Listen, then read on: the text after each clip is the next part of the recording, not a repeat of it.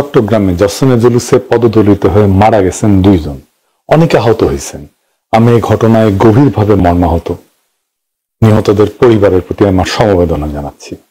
এই দুর্ঘটনার পিছনে আছে সংক্ষিপ্ত রোডম্যাপ, মানে নিরাপত্তার অজুহাতে রোডম্যাপ ছোট করে দিছে চট্টগ্রাম মেট্রোপলিটন পুলিশ।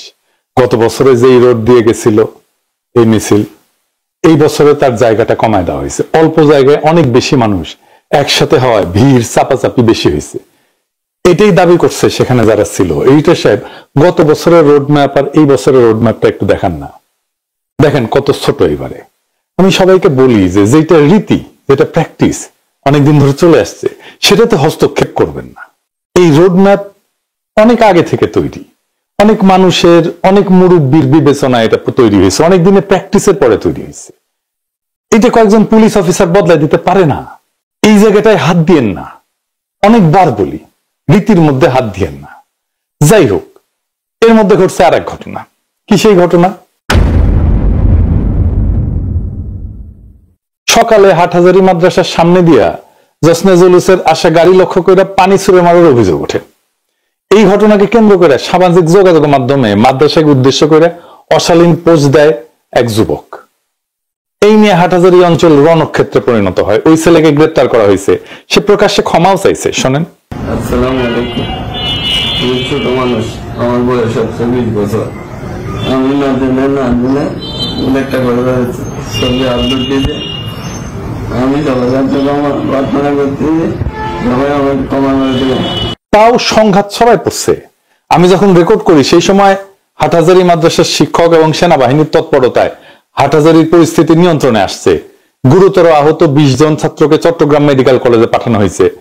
হাটহাজারী উপজেলা স্বাস্থ্য কমপ্লেক্সে আউটডোর সহ প্রায় 1.5 শতাধিক আহত ওইখানে চিকিৎসা নিয়েছে। ভয়াবহ অবস্থা।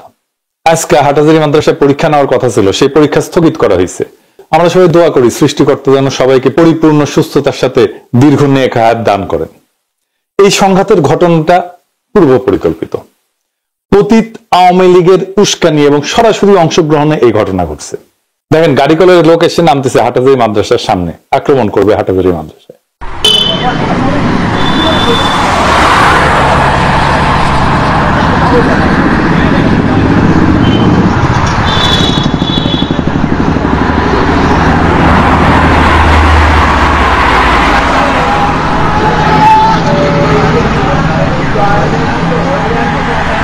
যদিও চট্টগ্রামের 2 পক্ষের মধ্যে ঐতিহাসিক দ্বন্দ্ব আছে, আমি সেটার বিস্তারিত যাব না। তবে বিগত বাকশালী আমলে এই সুন্নি কমিউনিটির অনেকেই আওয়ামী লীগের সহযোগী ছিল, তাদের সুবিধাভোগী ছিল। এই হাটহাজারী ঘটনার পরে আপনি দেখেন হারুন ইজার সহ দায়িত্বশীল অনেকেই খুব সুন্দরভাবে 2 পক্ষকে শান্ত থাকার অনুরোধ জানাইছে। কিন্তু আলাউদ্দিন জেহাদি নামে এক লোক, যে নাকি ওয়াজ করে, দেখলাম দ্রুত হাটহাজারী বাস স্ট্যান্ডে যেতে উস্কানি দিচ্ছে যেন ওইখানে হামলা করা হয়। এইরকম কোন একটা দাঙ্গার ঘটনায় যারা পরিস্থিতি শান্ত না করিয়া উস্কানি দিতে বলে, তাদের উদ্দেশ্য খারাপ। আমি মাদ্রাসা থেকে তথ্য পাইছি ছাত্রলীগ আওয়ামী লীগ একসাথে আসছে হামলা করতে। এই যে আলাউদ্দিন জেহাদি যে ডাক দিচ্ছে সবাইকে, সে আসলে কে? আসেন একটু দেখি। সে একজন আওয়ামী লীগার। সে বলতেছে হাসিনার জন্যই ওয়াজ করতে পারতেছেন আপনারা। শুনেন। বঙ্গবন্ধু কন্যা আজকে আসে বিদায় তোমরা শান্তি মতো যেখানে খুশি ওখানে মাহফিল করতে পারতেছ। আবার বলে 1000 বছরের শ্রেষ্ঠ বাঙালি বইলে মুজিব বন্দনায় কাইট হয়ে পড়ে যায়। শুনেন। 1000 বছরের শ্রেষ্ঠ বাঙালি, বীর বাঙালি বঙ্গবন্ধু শেখ মুজিবুর রহমান, তিনিও কিন্তু সুন্নি ছিল, ওয়াহাবি না। সে কিছুদিন আগে বলছিল যে প্রফেসর ইউনূস ইসরায়েলকে টাকা দিচ্ছে, সেটা আবার আওয়ামী লীগ ছড়াইছে অনলাইনে। দেখেন, প্রধান উপদেষ্টা প্রেসিডেন্টকে সেটা বিবৃতি দিয়ে প্রতিবাদ করতে হয়েছে। আবার উল্টা নাকি সে নিজেই ইসরায়েলে গেছিল, যখন গাজায় হামলা চলতেছে, তখন সে বলতেছে লাইভ করে আল-আকসার সামনে থেকে যে ইসরায়েলের সেনারা খুব হেল্পফুল, ভালো। দেখেন, সেটা নিয়ে নিউজও হয়েছিল, অনেকে সেই সময় তার গ্রেপ্তারও চাইছিল। আবার দেখেন, সে কয় আয়না ঘর কই, আয়না ঘর বললে কিছু নাই, আমারও তো হাসিনা জেলে নিছিল, আমারও তো আয়না ঘরে নেয় নাই। মানে মানুষ মনে করবে আরে সর্বনাশ, কঠিন বিপ্লবী, ফ্যাচি বিরোধী লড়াইয়ের কঠিন সৈনিক। শোনেন আগে কি বলে। তারা বলে খালি আয়না ঘরে ঢুকাইছে, এত আয়না ঘর কই ছিল? কত মানুষ জেল খাটলো, কেউ কইল না আয়না ঘর আছে। আমিও তো জেলে গেছিলাম, আপনারা কি জানেন না? আমিও তো জেলে গেছিলাম, আয়না ঘর আছে এই খবর তো জানতাম না। তোরে হাসিনা কেন জেলে নিছিল জানেন? জানেন না? আল্লামা শফি হুজুরের নামে কটূক্তি করেছিল। এই জন্য দেখেন, মানে সে ঐতিহাসিক ভাবে হাটহাজারির পিছনে লেগে আছে। এখন অবশ্য বিএনপি শেল্টার নিচ্ছে। দেখেন কি বলে বিএনপি নিয়ে। মানে বিএনপি আপনাদেরকে বলছি, ময়দান থেকে আওয়ামী লীগের সরাই এখন আপনাদেরকে সরানোর একটা পায়তারা চলতেছে, বিভিন্ন ষড়যন্ত্র চলতেছে আপনাদেরকে বিতর্কিত করার জন্য। সুন্নি কমিউনিটির ভাইদের বলবো, প্রতিটি লীগের লেসপেন্সারদের খপ্পরে পড়েন না ভাইরা। আলাউদ্দিন জিয়াদের কার্যক্রম এভাবেই সামনে আসবে, আজ হোক কাল হোক। সে কে মানুষ জানতে পারবে। চট্টগ্রামে এবারের জশ্ন-জুলুসে এনসিপি, জামাত, বিএনপি, আপ বাংলাদেশ সবাই অংশ নিছে। খুবই ভালো হয়েছে এটা। অনেক উৎসাহ উদ্দীপনা নিয়ে সবাই গেছে। আমরাও খুব তাকাইছিলাম যে এটা খুব ভালো একটা অনুষ্ঠান হইতেছে। তো সবার এইরকম একটা পদক্ষেপকে এড়ায় যায় হাটহাজারিতে হামলা করা মানে অন্য কারো হয়ে কাজ করা। এই অন্য কেউটা কে? এইটা হইতেছে ইন্ডিয়া। এটা ওয়াকারের মিলিটারি ইন্টেলিজেন্স। বাংলাদেশে যা যা ঘটতেছে আর যা যা ঘটবে কিছুদিনের মধ্যে, তার বেশিরভাগই করতেছে এই মিলিটারি ইন্টেলিজেন্স আর তারাই চাইতেছে ডাকসু ইলেকশন যেন ভন্ডুল হয়। ওরা জানে ডাকসুতে কারা জিততে যাইতেছে।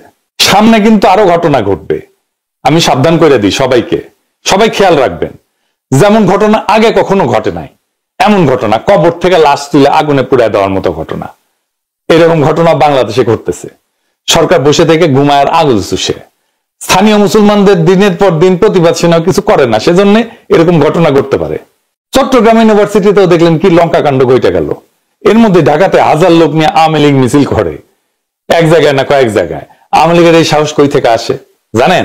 বিএনপি এই সাহস দেয়, সেজন্যই মার্কা মারা আওয়ামী লীগেরা ডাকসুতে বিএনপি কে ভোট দেওয়ার জন্য ক্যাম্পেইন করে। দেখেন, আবার আসিফ বলতেছে যে যারা ডিসেম্বরে নির্বাচন চাইছিল তারাই নির্বাচন পেছানোর ষড়যন্ত্র করতেছে। দেখছেন, বাংলাদেশের এই অনিশ্চিত অবস্থার জন্য প্রচারের সরকারের যথেষ্ট দায় আছে।